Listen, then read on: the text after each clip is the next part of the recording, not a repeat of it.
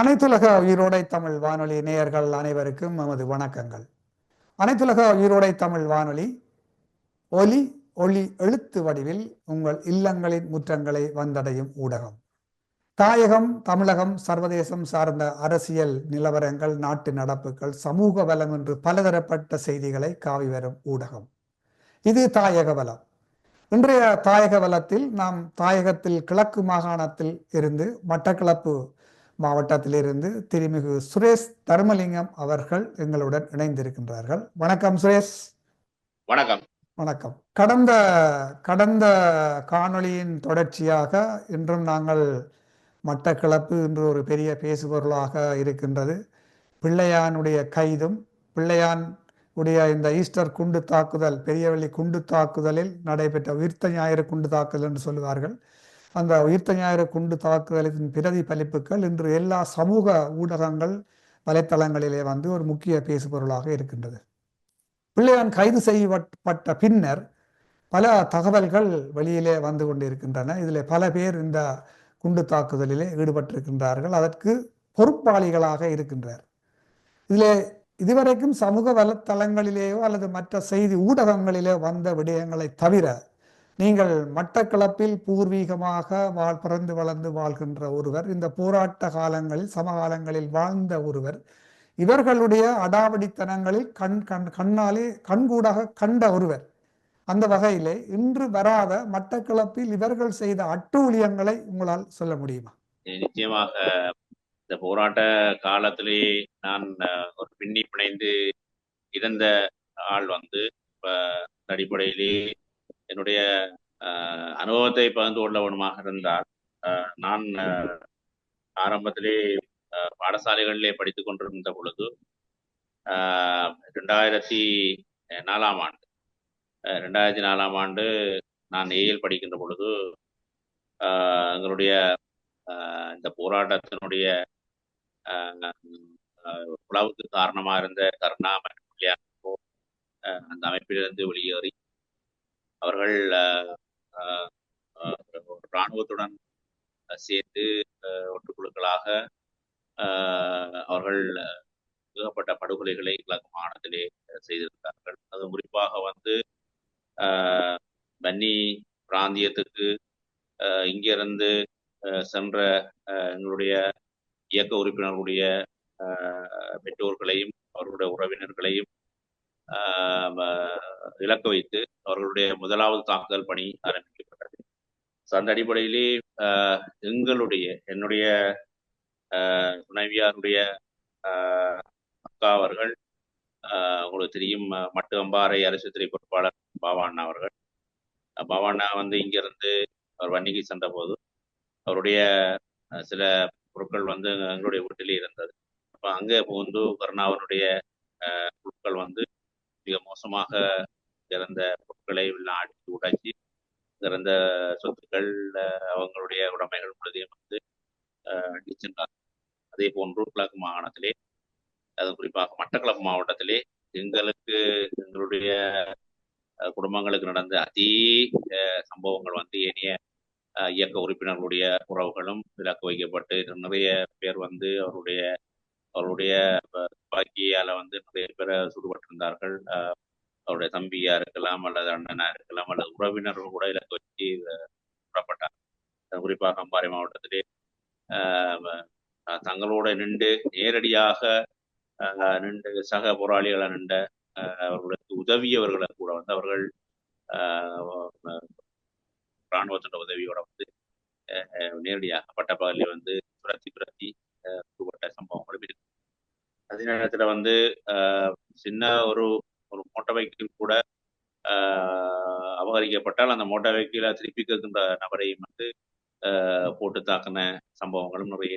இதே மாதிரி கிழக்கு மாகாணத்துல கிட்டத்தட்ட அந்த காலப்பகுதியில ஒரு 3000த்துக்கு மேற்பட்ட எங்களுடைய அப்பாவி மக்கள் படுகொலை செய்யப்பட்டிருக்கிறார்.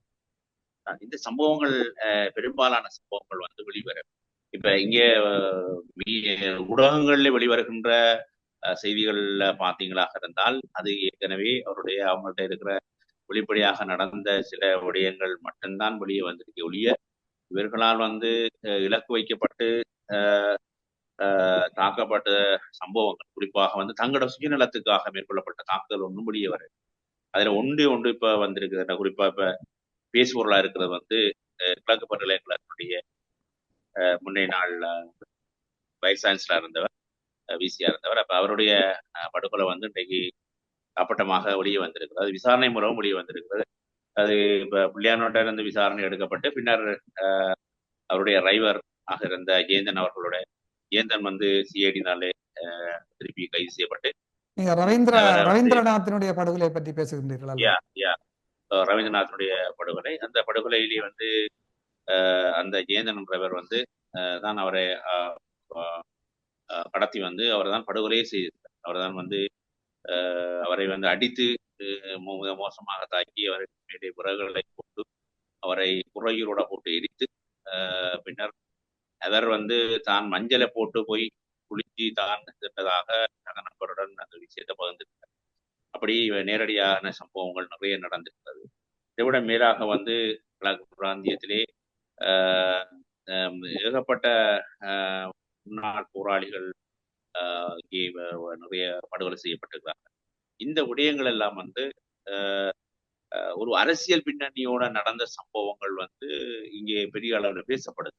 ஆனால் ஏனென்று சொல்லி வந்து அந்த அரசியல் பின்னணியோட செஞ்சவர்கள் வந்து பெரும்பான்மை இனத்தை சேர்ந்தவர்கள். அவர்களை இப்ப இருக்கின்ற அரசு வந்து அவர்களை தாக்குறதுல அவர்களை வந்து முன்னுக்கு கொண்டு வரதுல விரும்ப எங்களை பொறுத்தவரை ஒரு அரசியல் நாடகம் நடக்கிற நாடகம். ஆனால் இப்ப பிள்ளையான் வந்து இப்ப தனிப்பட்ட ரீதியாக செய்யப்பட்ட விடயங்களை தான் தோன்றப்பட்டது. தனிப்பட்ட ரீதியாக அவங்களுடைய எஜமானர்களாக ராஜபக்சோட வழிகாட்டலையோ அல்லது ரணில் விக்ரமசிங்க மைத்ரிபால சிறியன் அந்த வழிகாட்டலில் நடந்த சம்பவங்களை வந்து பெரிய அளவில் அலட்டி கொண்டு மாதிரி இங்கே தெரியல. ஏனென்றால் அவங்களோட இனத்தை சேர்ந்தவர்களே குறிப்பாக நீங்க உங்களுக்கு தெரியும் பிள்ளையாண்ட மிக முக்கியமாக பிள்ளையான வழிநடத்தினத்துல ஒரு ஆள் வந்து இந்த ஈஸ்டர் கொண்டு வழிநடத்தின ஒரு ஆள் வந்து சுரேசாலை சம்பந்தப்பட்ட விடயங்கள் வந்து இப்ப பெரிய அளவுல பேச உள்ளாக என்றால் அவங்கள கை வைக்கின்ற பொழுது வந்து அவங்க தென்பகுதி குழாம்பும் வந்து அப்ப அவங்களோட அரசியல்ல பெரிய சிக்கல் ஏற்படுது. அதனால பிள்ளையான வந்து ஏதோ ஒரு விதத்துல வந்து தனிப்பட்ட ரீதியாக அவர் மேற்கொண்ட அந்த படுகொலைகளை வச்சு கொண்டுதான் அவங்க வழக்குகளை போட்டு மடக்கிறதுக்கான வேலை திட்டங்கள் இங்க அரசு வந்து அதுல கட்டும் கவனமாக இந்த அரசு இங்க இந்த நடக்கிற விடயங்களை பார்க்கின்ற பொழுது அந்த விடயங்கள் தான் உதாரணத்துக்கு ரவிராஜர படுகொலை அது ஒரு அரசியல் பின்னணியோடு நடத்தப்பட்ட படுகொலை. யோசப் ராயங்கவும் வந்து அதுக்கு பின்னால் நின்றவர்கள் நடத்தின படுகொலை. அப்படியான படுகொலை தான் தோன்றப்படுது. இந்த இப்படிப்பட்ட தனிப்பட்ட ரீதியாக மேற்கொள்ளப்பட்ட படுகொலை தான் இங்கே வெளியே வருது. அவங்க செய்த ஊழல்கள் வெளியே வருது. குறிப்பா வந்து இப்ப நேற்று கூட வந்து ஒரு சிங்கள ஊடகத்துல முழுமையாக விசாரணை மூலம் பெறப்பட்ட 580 கோடி சொத்துக்கள் மதிப்பிடப்பட்டு பிள்ளையானுடைய சொத்துக்கள் மதிப்பிட ஒரு சிங்கள ஊடகத்துல வந்துருக்கு. அது நான் இப்ப உடனே காட்டக்கூடிய மாதிரி இல்லை. ஆனால் அது சிங்கள ஊடகத்துல அப்படியே சிங்கள மீடியா சிங்கள எழுத்துலேயே வந்து சிங்களத்திலே டிரான்ஸ்லேட் பண்ணி அது இப்ப வந்திருக்கிறது. அது பெரிய அளவுல வெளியே கசிய விடப்படலை. ஒரு சில நபர்களாக எனக்கு அது கிடைக்கக்கூடிய 580 கோடி சொத்து என்றால் அது பாவத்தின் சம்பளம் இல்லையா? அப்படித்தான் அதை நாங்கள் பார்க்கணும். அப்ப அப்படிப்பட்ட விடயங்கள் நடந்திருக்கு. அதுல குறிப்பா வந்து இப்ப அண்மையில வந்து சரத் மன்சுவா கூட இந்த விடயங்களை மிக தெளிவா சொல்லியிருக்காரு. வந்து அவர் ஒரு ஒரு இராணுவ தளபதியா இருந்து போராட்ட காலத்திலே அவர் வந்து விடுதலை புலிகளினுடைய தளபதிகள் சம்பந்தமாக அவருடைய கருத்துக்கள் வந்து வெளியிட்டு வந்தவர். அண்மையில கூட அவர் வெளியிட்ட கருத்து என்னன்னு சொன்னால், கருணா புள்ளியான் போன்றோர் வந்து விடுதலை புலிகளிலே வந்து நிதி மோசடியில் ஈடுபட்டவர்கள், அவங்க தகுந்த ஆதாரங்களோட பிடிபட்டிருக்கிறார்கள். ஆகவே அவர்கள் அந்த தலைமையாலே நிச்சயமாக தண்டிக்கப்படுவார்கள், மரண தண்டனை விதிக்கப்படுவார்கள் என்ற அடிப்படையில் தான் வந்து அவர்கள் வெளியேறினவர்கள். அப்படி வெளியேறுகின்ற பொழுது வந்து புள்ளியான் என்பவர் வந்து 180 போராளிகளோட 80 பேரோட வந்து தங்களோட சுங்காவில் எனப்படுகிற முகாமில் வந்து திறனடைந்ததாகவும், அதில் 80 பேர் வந்து சிறார்கள், 13 பேர் வயதுப்பட்ட நபர்கள், அவர்களை தாங்கள் செஞ்சிலுவை சங்கத்திடம் ஒப்படைத்ததாகவும் அவர் கூறியிருந்தார். ஆகவே இவர் வந்து செய்த படுகொலைகளுக்கு எங்களுக்கு எந்த சம்பந்தமும் இல்லை. இப்படிப்பட்ட ஆக்களை இந்த இந்த விவங்களுக்கு நீங்கள் புதிய கமாண்டில் சொன்ன மாதிரி ஒரு தேசிய வீரனாக புள்ளியான கருதி அவர் சொன்ன கருத்துக்கு நேர் எதிராக வந்து சரத் பொன்சேகா அந்த கருத்தை சொல்லியிருந்தார். அவர் வந்து விடுதலை புலிகளுக்கு பயந்து அவங்க பிள்ளையை விட்டு போட்டு இங்கே வந்திருந்து இந்த படுகொலை செய்திருக்கார். ஆகவே உங்களுக்கு தண்டனை வழங்கப்படும் மாதிரி அவர் அந்த இல்ல சரத் வீரசேகரவை வந்து சரத் வீரசேகரே முன்னாள் இராணுவ தளபதியாக இருந்து பிறகு பாராளுமன்ற உறுப்பினராக வந்த ஒரு இனவாதி. அவர் இங்க ஜெனிவாவிலே கூட மனித உரிமை ஆணையத்தில் வந்து மனித உரிமை செயற்பாட்டாளர்கள் உடன் வாக்குவாதத்திலும் சண்டைக்கும் முற்பட்ட ஒரு இனவாதி தான் இந்த சரத் வீரசேகர என்று சொல்லப்படுகின்றவர். அவருக்கு தென்னிலங்கையிலே அவருடைய வாக்கு வங்கியோ அல்லது தென்னிலங்கையிலே இனத்துவசத்தை தூண்டி அவருக்கான அந்த வாக்கு வங்கியை பெருப்பிக்கிறது அவருடைய நோக்கமாக இருக்கலாம். ஆனால் இவர் ஒரு வாக்குமூலத்தை சொல்கின்றார். அதே நேரத்தில் வந்து சரத் பொன்சேகா வேறொரு விஷயத்தை சொல்லி இருக்கின்றார். அது நீங்கள் இன்று பார்த்தீர்களா? சரத் வீரசேகர வந்து அவருடைய கருத்தின் பிரகாரம் இந்த தாக்குதல் அவருடைய பொது பாதுகாப்பு சபை அமைச்சராக இருந்த பொழுது அவருடைய காலத்திலே இந்த விடயங்கள் ஆராயப்படல, அந்த விசாரணை நடத்தப்படல, ஈஸ்வர் குண்டு தாக்குதலுக்கான சூத்திரதாரி கண்டுபிடிக்கப்படல என்ற ஒரு நிலப்பாட்டில் தான் அவர் அந்த கருத்துக்களை சொல்றார். இந்த தாக்குதலுடைய சூத்திரதாரிகள் அது ஒரு மௌலவி என்று சொல்லி சொல்றார். அப்ப அவர்களுடைய கருத்துக்கள் வந்து என்னன்னா, தன்னை விட்டு கொடுக்காம தான் அவர் கதைக்கிறார். தன்னுடைய பதவி காலத்துல நாங்கள் அதனால சூத்திரதாரி வேற, நீங்கள் இப்ப வந்து அரசியலுக்காக செய்றீங்கிற மாதிரி தான் என்பிபி அரசாங்கத்தை சாடுறார். வந்து சரத் வீரசேகர ஒரு இனவாதி. அவர் உங்களுக்கு உதய கம்பன் பிள்ளை போல ஒரு இனவாதி. இந்த இலங்கைத்தீவிலே தமிழர்களுடைய தாயகத்தை ஆக்கிரமிப்பதில் மிகவும் ஒரு தீவிரமான ஒரு இனவாதியாக உதய கம்பன் பிள்ளை போன்று செயற்பட்டவர். அப்ப அப்படிப்பட்ட ஒரு நபர் வந்து ஒரு நாள் வந்து அவர் வந்து தமிழ் மக்களுக்கு சார்பாக எந்த ஒரு கருத்தையும் தெரிவிக்க போறேன். மாறாக வந்து இந்த மக்களை அழித்தவர்களை அதோடு சேர்ந்து பாதுகாக்கின்ற கருத்துக்களை தான் அவர் கூறி வந்திருக்கின்றார். அவருடைய வரலாறும் அப்படித்தான் இருக்கின்றார். ஆகவே எங்களை பொறுத்த மட்டிலே வந்து புள்ளியான் போன்றோர் வந்து ஒரு நவீன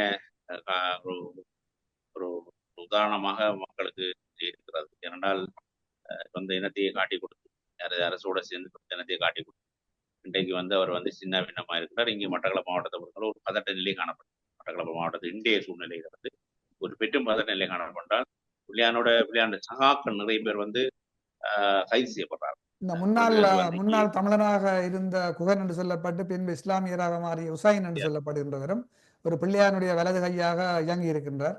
பல படுகொலைகளிலே சம்பவப்பட்டிருக்கிறார் ஜெயந்தனுடன் சேர்ந்து. அவர் இப்பொழுது வாக்குமூலங்கள் வழங்கி இருப்பது அறிந்திருக்கிறீர்களா? நிச்சயமா அவருடைய வாக்குமூலம் வந்து பிள்ளையானோட நேரடியாக அவனுடைய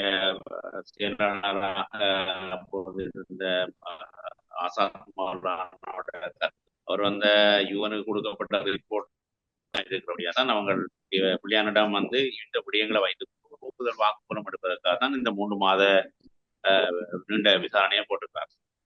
இப்படிப்பட்ட ஆக்களை புகன் மாதிரி நிறைய பேர் இருக்கிறாங்க. அது நேரடியா வந்து பிள்ளையானால பாதிக்கப்பட்ட அவனோட சேர்ந்து வேலை செய்து அவனுக்கு உங்களால உரிய எதிர்பார்க்கப்பட்ட விடயங்கள் செய்யாத பட்சத்துல தான் இந்த எதிர்கொள் வந்திருக்கிறது. அவங்க வந்து நேரடியாக சாட்சியம் சொல்வதற்கு முன் வந்திருக்கிறார்கள்.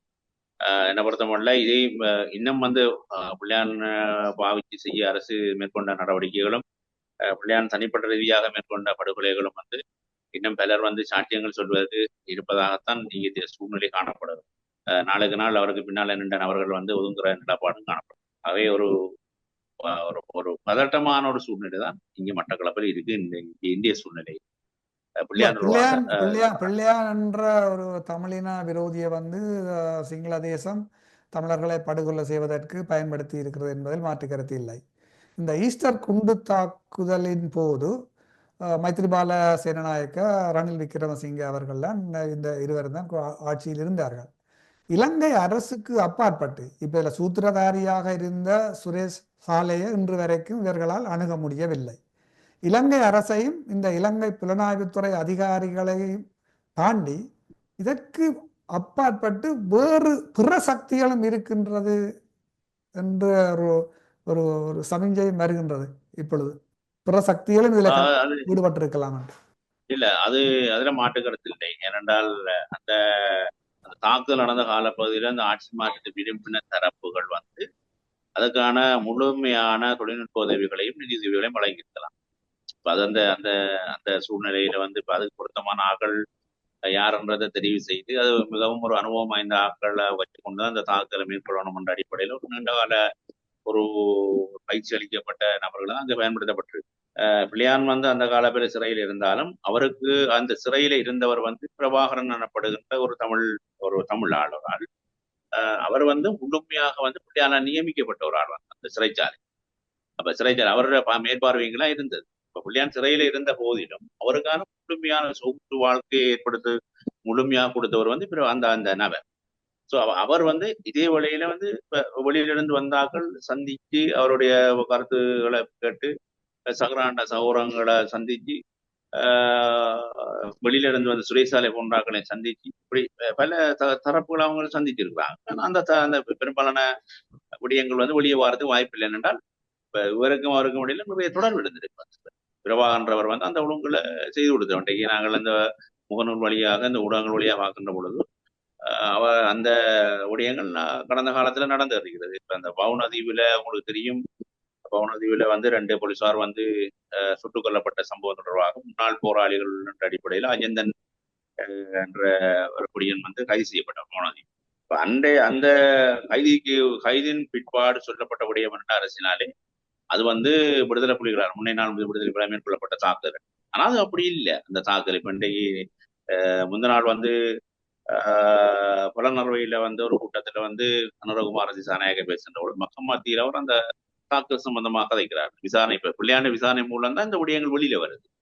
அவரும் தாக்குதல் சம்பந்தமாக கதைக்கக்குள்ள ஒரு இடத்துல சொல்றார் வந்து பவுனாதீவுல மேற்கொள்ளப்பட்ட தாக்குதலுக்கு முன்னதாக அங்கே வந்து ஒரு ஜக்கெட்டை கொண்டு போடுபடுறீங்க. அந்த ஜக்கெட்டை போட்டது யார் என்ற அந்த விஷயத்தை சொல்லி போட்டு அவர் அது முழுமே வரல. அந்த மக்கள்கிட்ட அந்த கருத்தை சொல்லி போட்டு அவர் அடுத்த கட்டத்துக்கு போறார் என்றால் அந்த விசாரணையும் போது அப்ப அந்த விடயங்கள் வருது, அப்படியே தொடர்ந்து வருது. அவே இந்த இந்த விடயங்கள்லாம் மட்டக்களப்புல இருந்த இப்படி பிள்ளையான் போன்ற முக்கிய நபர்களால திட்டமிடப்பட்டு தான் இந்த தாக்குதல் நடக்கிறதுக்கான முழு வேலைப்பாடு நடந்திருக்கிறது. அதுல இப்ப இன்றைக்கு இருக்கிற பாதுகாப்பு அமைச்சர் பொதுமக்கள் பாதுகாப்பு அமைச்சர் வந்து அந்த விஷயத்தை வந்து உயரிய சபையில பாராளுமன்றத்தை சொல்லி இருக்கிறார் அப்படின்னா பிள்ளையார் முழுமையா அது சம்பந்தப்பட்டது. அது ஒரு நிகழ்ச்சி நிர்ணயம் செய்யப்பட்டு. ஆனா பிள்ளையார் வந்து ஒரு அம்பு இப்ப அம்பாத்தான் அவர் அம்பாத்தான் இருந்திருக்காரு. சரிதான்.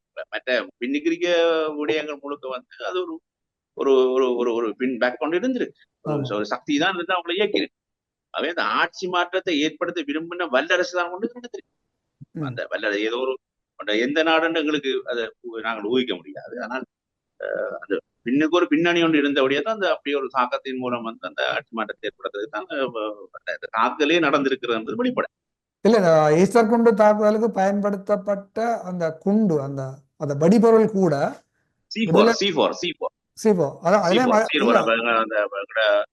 விடுதலை போராட்டத்தின் போதும் அந்த கரும்புலிகள் என்ன வெளிப்படையா அந்த விடயத்தை கைக்கலாம். கரும்புலிகள் அந்த தாக்குதலுக்கு பயன்படுத்த C4 என்ற மருந்து தான் நாங்கள் அதை பயன்படுத்திதான் நாங்கள் அறிகிறோம். இப்ப அதுல இந்த விஷயங்கள் அந்த அதே C4 தான் இங்க கையாண்டு இருக்கிறதாகத்தான் அந்த விடயங்கள் அந்த செய்திகள் சொல்லுகிறது. இல்ல, இன்னொரு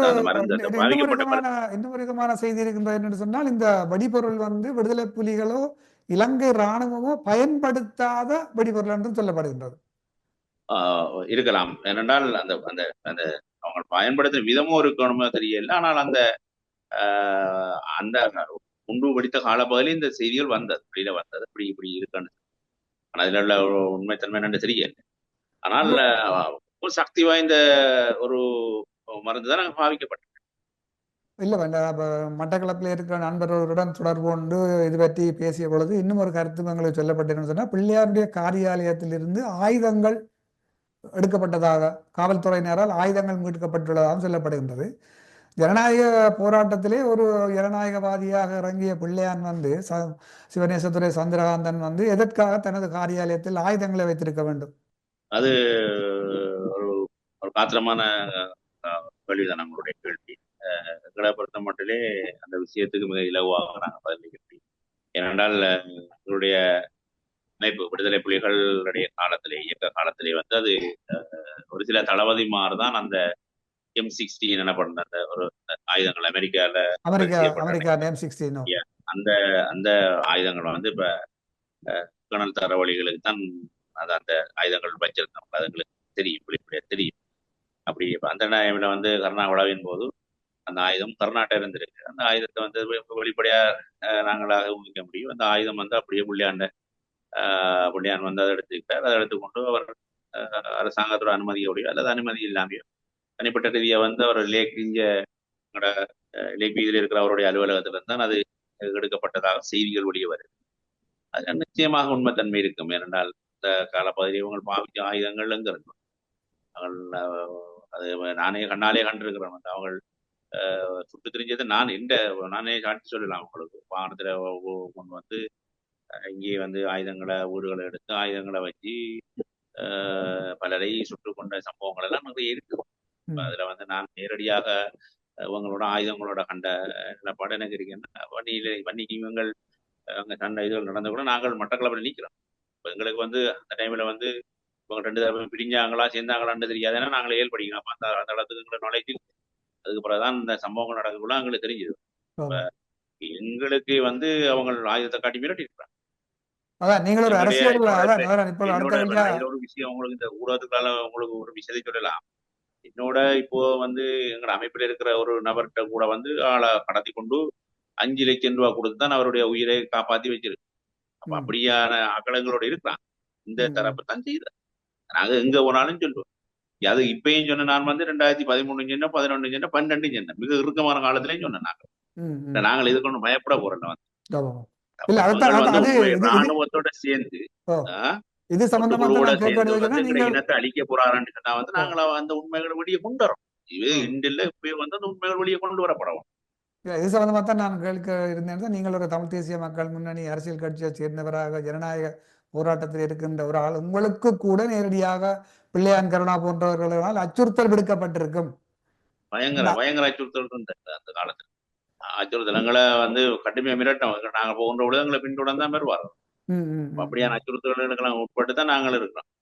அப்ப இன்றைக்கும் வந்து நாங்கள் அதை பயப்பட்டு நாங்கள் ஒதுங்கல் எங்களால அளவுக்கு இந்த விஷயங்களை வெளியே கொண்டாடலாம். அந்த அளவுக்கு நாங்கள் இந்த விஷயத்தை கொண்டு வரோம். இன்றைக்கும் கொண்டு வந்திருக்கிறோம். நாங்கள் அப்பையும் அதான் சொன்னோம், இன்றைக்கும் அதான் சொல்றோம்.